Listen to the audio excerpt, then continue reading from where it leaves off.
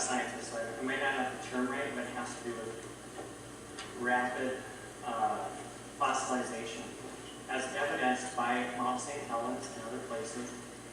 And if so, would you be willing to admit that there is a slight possibility that there could have been a flood? Okay, Denialism, one after the other. First of all, I use these terms, but I'm using them out of respect for your intelligence. I'm telling you, you have been lied to. You have been hoodwinked. And I think you have the capability to see beyond this stuff and learn. So I answer the question. What's that? Please answer the question. I'm getting there. Your next question was, well, the next assertion you made was that there were people who dismantled it. No. I've talked to many creationists. I have debated creationists. Would you be willing to do it in my hand? Who are you thinking of inviting? I'm going to be. I'll give you a list. I'm actually going to be debating at creationists in Minneapolis this fall in November. I think it is. Jerry Bergman is fairly well known. Well, onto the evidence, but and also, by the way, there's evidence of a flood all over the place. Grand. No, there isn't. Answer the other question about rapid fossilization. I'm more interested in that.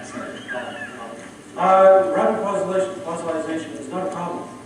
That when we talk about fossilization, we talk about a set of natural processes that can occur fairly rapidly. So saying something to fossilize rapidly, something like potassium argon dating. There's no water involved. Here we're looking at lava. We're looking at those kinds of rocks. So there's no water involved there. What we have to do is we have to carefully control these things. You can talk to any geologist. How do you explain the fossils at Mount St. Helens? Which fossils? That were created by Mount St. Helens. There were no fossils created by Mount St. Helens. They were animals that were killed and buried, of course. And there are obviously going to be some of those bones that are going to be on the way to fossilization. But no self-respecting geologist would go to Mount St. Helens and confuse it with an ancient event. That what you find in Mount St.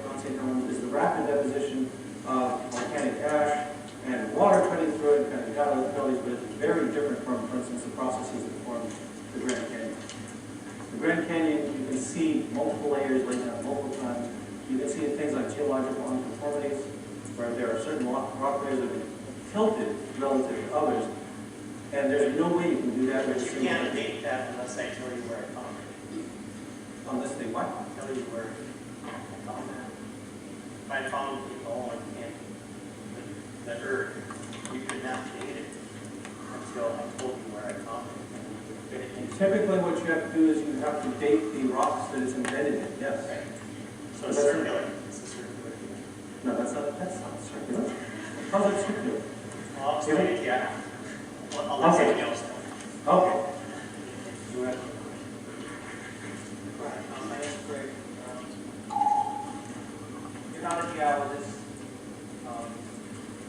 but you did put forth some interesting philosophical points as representing so beyond Earth creation said. And I have three that I said that I wanted to challenge on. Okay. In terms of your representation of what they say, where I would say, no, this is what I believe for Earth creation. In the comparison, for example, between human reason and God's word, essentially what your idea to us was that what God's word said that means human reason is irrelevant. I'm putting forward to you that that's not what young earth creationists believe. We believe in human reason all the time. It's just not our final foundation. It's not our underlying That's right. What creationists do is they start with a set of presuppositions. And the presupposition is that the earth is a certain age. And then what they use is human reason to distort the evidence to build rationalizations for it. I agree. Into the sense that you start with a set of presuppositions. And my challenge to you is that you also have a set of presuppositions that either you're blind to or you have not admitted. And the presupposition is that God is not there, and therefore it's not possible.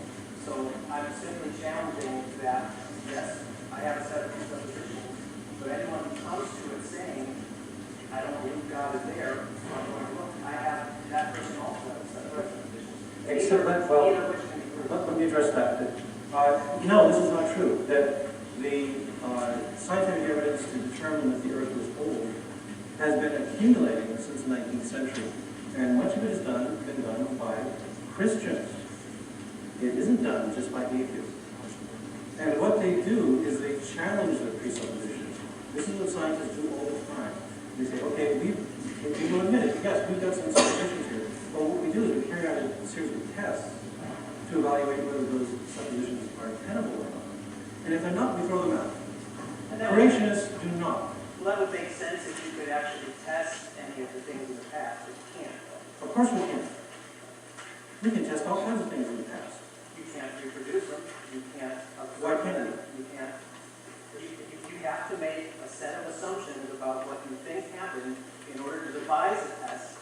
So therefore, you're putting a set of presuppositions on the test set, which is the same thing that creationists do in different contexts. Because what scientists do is they will define critical tests.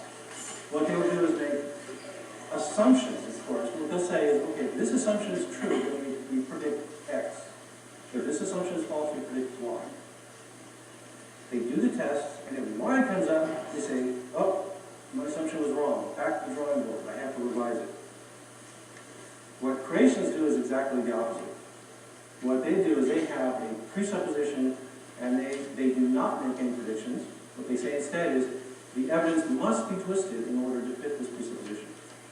Well, I am a scientist, so I do understand how science works, but And then you should understand that creationism is not science. the way you define it. You also made an interesting point about how creationists have been, as you said, adopting more evolution.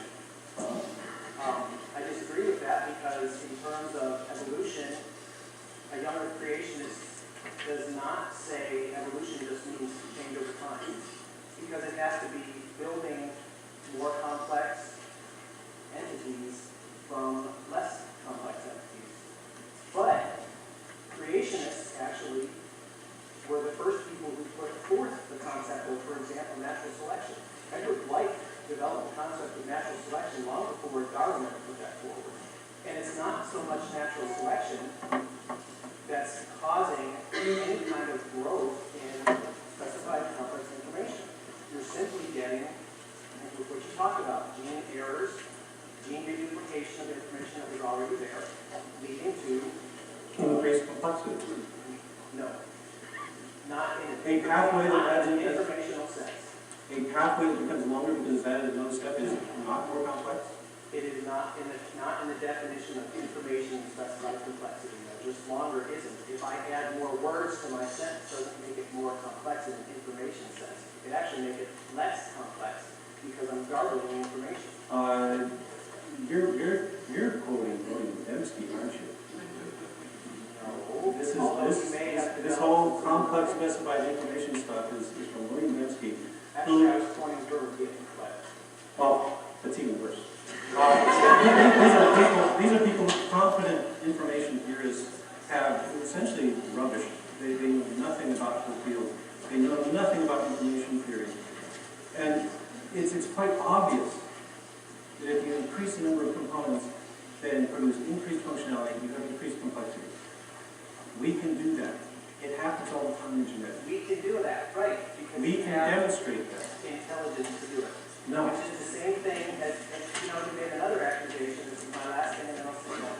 You made another accusation at the end there about how much time it would set back medical research.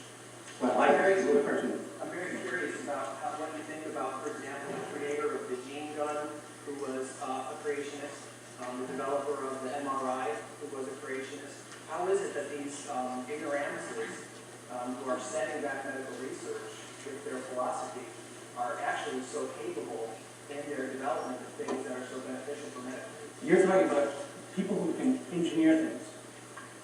You're basically talking about engineers, not scientists. Damadian is not a good scientist. He's a great engineer, I would agree. And like I said earlier, I do not think that